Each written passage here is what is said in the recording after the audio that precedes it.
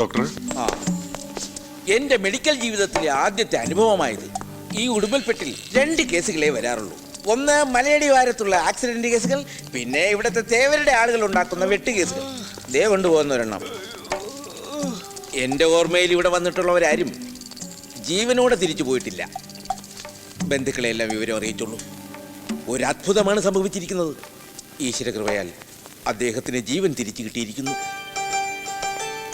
ഈശ്വര.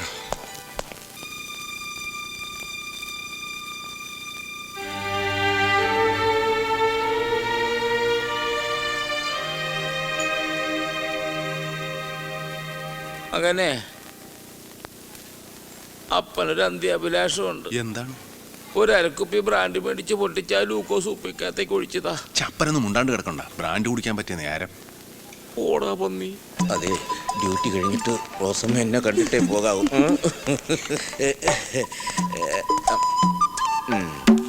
എങ്ങനെയുണ്ട് കമ്മൻ? വേറെ കുഴപ്പമൊന്നുമില്ല ഡാക്ടറെ. പിന്നെന്താ? പക്ഷെ മൂത്രം പോണില്ല.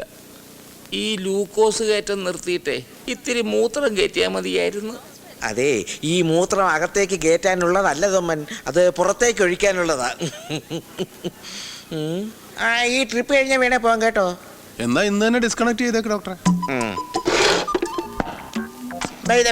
പേഷ്യന്റ് നിങ്ങളുടെ ആരാ?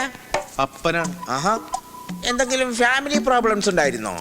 അപ്പന് ഫാമിലി ഒന്നുമില്ല, ഞങ്ങള് മക്കള് മാത്രമേ ഉള്ളൂ. ഓഹോ. അല്ല ഡോക്ടറെ, അപ്പനെന്താണ് സൂക്കേട്? Suicide attempt. അയ്യോ, അതത്രയും വലിയ സൂക്കേടാണോ? അല്ല, നല്ല അടിയിട്ടാത്തതിന്റെ സൂക്കേടാ. ആത്മഹത്യാശ്രമം. ഇന്നലെ രാത്രിയിലെ ഭക്ഷണത്തിൽ വിഷം ചേർത്ത് കഴിച്ചതാ. ജീവിതത്തിൽ പല പ്രശ്നങ്ങളും ഉണ്ടാകും എന്ന് കരുതി വിഷം കഴിക്കുകയാണ് വേണ്ടത്. അങ്ങനെയാണെങ്കിൽ ദിവസവും 3 നേരം ഞാൻ വിഷം കഴിക്കണമല്ലോ. ഈ നിൽക്കുന്ന റോസമ്മ ചുരുങ്ങിയത് 4 നേരവും. ഞങ്ങളെ പറ്റി എന്തെല്ലാം അപവാദങ്ങളാണ് എൻ്റെ ഭാര്യ പറഞ്ഞു നടക്കുന്നതെന്ന് അറിയാവോ? എല്ലാം ഞാൻ നേരിടുന്നില്ലേ, സഹിക്കുന്നില്ലേ? പ്രശ്നങ്ങളെ ഫേസ് ചെയ്യൂ തോമൻ. Take it easy. Everything will be all right. Okay. Doctors റൂമിലേക്ക് നടക്കുന്ന സമയം അപ്പനെ ഈ കോലത്തിൽ കിടത്തിയപ്പോ നിനക്ക് സമാധാനമായില്ല? എടാ, പാതിരാത്രി ഒരു വീട്ടിൽ കയറി ചെന്ന് കത്ത് കാണിച്ച് ഭക്ഷണം ചോദിക്കുമ്പോ ഓർക്കണമായിരുന്നു അവര് ചതിക്കുമെന്ന്. ആ വീട്ടുകാർക്കുള്ള നന്ദി ചൂടോടെ പറഞ്ഞിട്ട് വരാം. ബാക്കി നിനക്ക് വന്നിട്ട് അങ്ങോട്ട് മാറി നിൽക്കാം. അത് പോട്ടെ, നീ ചോദിക്കാൻ നിൽക്കണ്ട. മകനെ, നീ ഇങ്ങോട്ട് വന്നേ. എന്താ ഇവിടെ ഇരുന്നേ.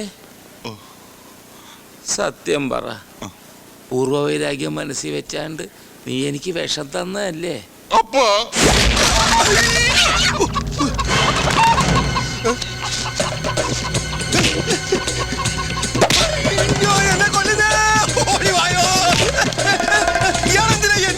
നിന്റെ വീട്ടിൽ വന്ന് ആരെങ്കിലും ഭക്ഷണം ചോദിച്ചാൽ നീ ചതിക്കുമല്ലോ. എന്റെ വീടോ? ഇത് എന്റെ വീടല്ല. നിന്റെ വീടല്ലേ? ഞാൻ ബ്ലോക്ക് ഓഫീസിൽ പുതിയ വിത്ത് വന്ന വിവരം പറയാമെന്നാണ്.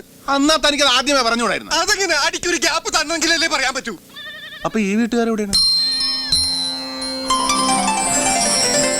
എന്താ ഇയാളെതിരാ ഈ പാവത്തിനെ ഉപദ്രവിച്ചത്? ഓ, നിങ്ങൾക്കൊന്നും അറിഞ്ഞുകൂടല്ല. കണ്ടാ നല്ല കുടുംബക്കാർ അന്തസ്സുള്ളവര്. ആരെങ്കിലും വിശന്ന് വന്ന് ഭക്ഷണം ചോദിച്ചാ വിഷം കിടക്കേ കൊടുക്കുള്ളൂ. ഇയാൾ എന്തൊക്കെയാ പറയുന്നേ? ഇവിടെ ആരും ഭക്ഷണം ചോദിച്ചു വന്നിട്ടില്ല. നിങ്ങൾക്ക് വീട് മാറിപ്പോയതായിരിക്കും. വീട് മാറിപ്പോൻ ഇതെന്താ ലക്ഷം വീട് കോളനിയാ? ഇവിടെ പരിസരത്ത് വേറെ ഏത് വീടിരിക്കുന്നത്? വെറുതെ ആളെ പൊട്ടം കളിപ്പിക്കല്ലേ. അവന്റെ വിടുവായിക്ക് എന്തെങ്കിലും പറഞ്ഞെന്ന് വെച്ച് വിഷം കൊടുത്താ പകരം വീട്ടുന്നത്. ഞങ്ങൾ 3 പേരും ചത്തുകൊണ്ടാണ്. പാപ എന്റെ അപ്പൻ. എന്റെ അപ്പൻ എന്തെങ്കിലും സംഭവിച്ചിരുന്നെങ്കിൽ ചവിട്ടി കൂട്ടിനെ ഞാൻ അത്രയും കൂടെ. നിങ്ങൾ ബഹളം ഉണ്ടാക്കണ്ട. എന്റെ മകള് പറഞ്ഞത് ശരിയാ. ഇന്നലെ ആരും ഭക്ഷണം ചോദിച്ചിവിടെ വന്നിട്ടില്ല. പക്ഷെ രാത്രിയില് അടുക്കള വാതിൽ തുറന്ന് ആരോ ഭക്ഷണം എടുത്തോണ്ട് പോയിട്ടുണ്ട്.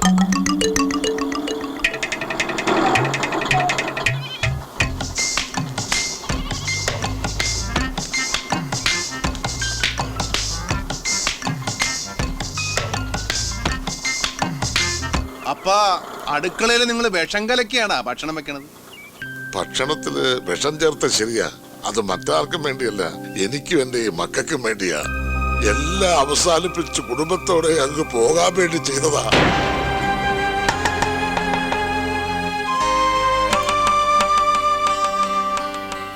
എന്റെ പണിക്കരിയേട്ടാ, എന്ത് അക്രമമാണ് നിങ്ങൾ ഈ കാണിച്ചത്?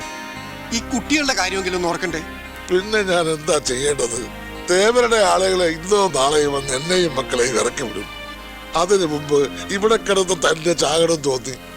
പെമ്മക്കളുമായി തെരുവ് കിടക്കുന്നതിനേക്കാൾ ഭേദം ഇതല്ലേ?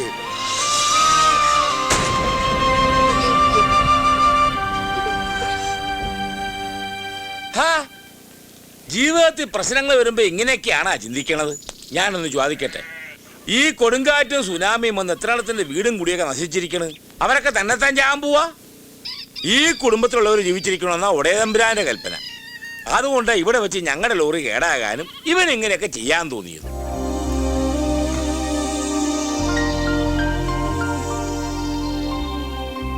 അതെ, അതുകൊണ്ട് ഇതുപോലുള്ള ദുർബുദ്ധിയൊന്നും ഇനി കാണിക്കരുത്. എപ്പോഴും ഇതുപോലെ ഒന്ന് രക്ഷപ്പെടുത്താൻ എനിക്ക് കഴിഞ്ഞൊന്നും വരില്ല. എടാ ഒന്നിങ്ങോട്ട് വന്നേ. ജസ്റ്റ് വേണ്ട പറേ. എടാ പെങ്കുച്ചു കൊള്ളാല്ലേ? നീ അപ്പന്റെ തലയെ തൊട്ട് സത്യം ചെയ്തില്ലടാ പന്നി. നീ മോട്ടിക്കലെന്ന്. പിന്നെ നീ ഇപ്പൊ എന്താ കാണിച്ചത്? എന്ത് 4 പേരുടെ ജീവൻ രക്ഷിച്ചത് തെറ്റായി പോയാ? അതല്ല. എന്തല്ല തെറ്റായി പോയെങ്കിൽ പറയടാ. നീ കുറച്ച് ചോറ് വിഷം കലക്കിത്താ, ഞാൻ അവരെ കൊണ്ട് തല്ലി തീറ്റിക്കാം. എന്താ വേണ്ടേ? വേണ്ടേന്ന്. പോടാ. എന്ത്? ചുമ്മാ ഇരിക്കട്ടെ, കളിക്കല്ലേ? ഇയാൾക്ക് ഇത് തന്നെ പണിയാ. ഈശ്വരൻ തന്ന ജീവൻ എടുക്കുമ്പോ ഈശ്വരനോട് തന്നെ അനുവാദം ചോദിക്കണമെന്ന് തോന്നി അവസാനമായി പൂജാമുറി കയറി ഒന്ന് പ്രാർത്ഥിച്ചു. പക്ഷെ എല്ലാം സഹിച്ചുകൊണ്ട് ജീവിച്ചിരിക്കാനാണ് ഈശ്വരന്റെ തീരുമാനം. അതുകൊണ്ട് ആ നിമിഷം അങ്ങനെയൊക്കെ സംഭവിച്ചത്. ഇനി ഇപ്പൊ എല്ലാം മനസ്സിൽ നിന്ന് അങ്ങോട്ട് കളഞ്ഞിട്ട് എന്ത് മലയിടിഞ്ഞ് വീണാലും എല്ലാം നേരിടാൻ അങ്ങോട്ട് തീരുമാനിക്കേ. അത്രേ ഉള്ളു കാര്യം. ശരിയാ, എല്ലാം നിങ്ങളോട് തുറന്നു പറഞ്ഞപ്പോ മനസ്സിന്റെ ഭാരമൊക്കെ അങ്ങ് കുറഞ്ഞു. നമ്മുടെ എല്ലാ പ്രശ്നങ്ങളും തീരും. അച്ഛൻ ധൈര്യമായിട്ടിരിക്കെ. മോള് പറഞ്ഞത് ശരിയാ. ഈശോ, ആശുപത്രി വെച്ച് വയറ് കഴുകിയത് കൊണ്ടേ എനിമി വയറിനകത്തൊരു എരിച്ചില്. മോള് ചെന്ന് ഇവർക്ക് കഴിക്കാൻ എന്തെങ്കിലും ഉണ്ടാക്ക്. അതെ അതെ, ഇത്തിരി അരിഭക്ഷണം ചെന്നാലേ വയറൊന്ന് നേരെയാകത്തുള്ളൂ. അല്ല അവന്മാരെന്തിയേ? അല്ല ഭൈ, ഇവിടെ അടുത്ത് വല്ല വർക്ക്ഷോപ്പ് ഉണ്ടാ? ഓ, അതങ്ങ് ടൗണിൽ പോണം. പിന്നെ ഇവിടുന്ന് 2 കിലോമീറ്റർ അകത്തോട്ട് ചെന്നാ ഒരുത്തനുണ്ട്. നമുക്കൊന്ന് പോയി നോക്കിയാലോ? പിന്നെന്താ, എന്നെ തല്ലിയിട്ടുള്ളവരൊക്കെ ഇപ്പൊ എന്റെ ഫ്രണ്ട്സാ. വാ ചങ്ങാ നടക്ക്. എടാ അപ്പനെ നോക്കിക്കോണേ. ഓ, പിന്നെ അപ്പം കാല് തെറ്റി കൊളത്തി വീടുമല്ല. ഡാ, ആ അപ്പന്റെ പതിവ് മറക്കല്ലേ മകനെ. ആ സുഖമില്ലാതിരിക്കല്ലേ, അകത്ത് വിശ്രമിക്കാം. ഓ,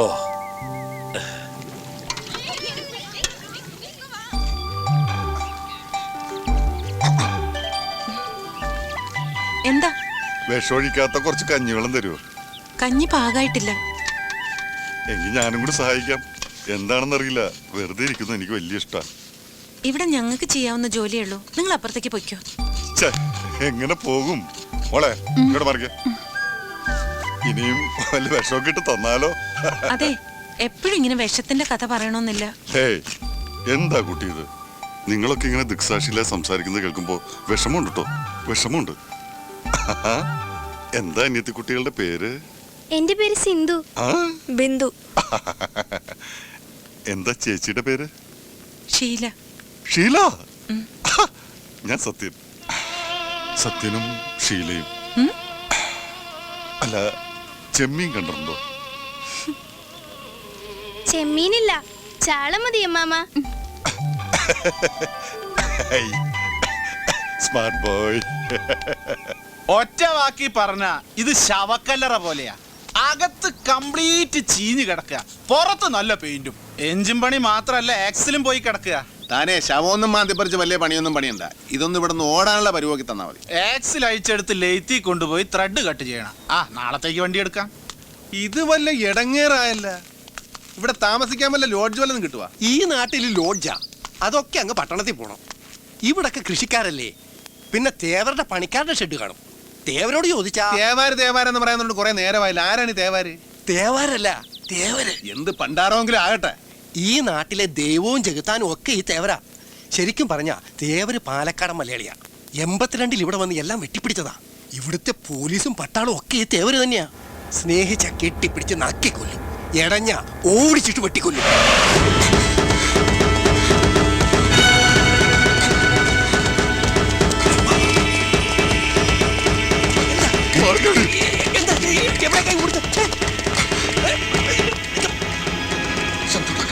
എന്താണ് പ്രശ്നം? എന്ത് വിട്ടായിരിക്കും.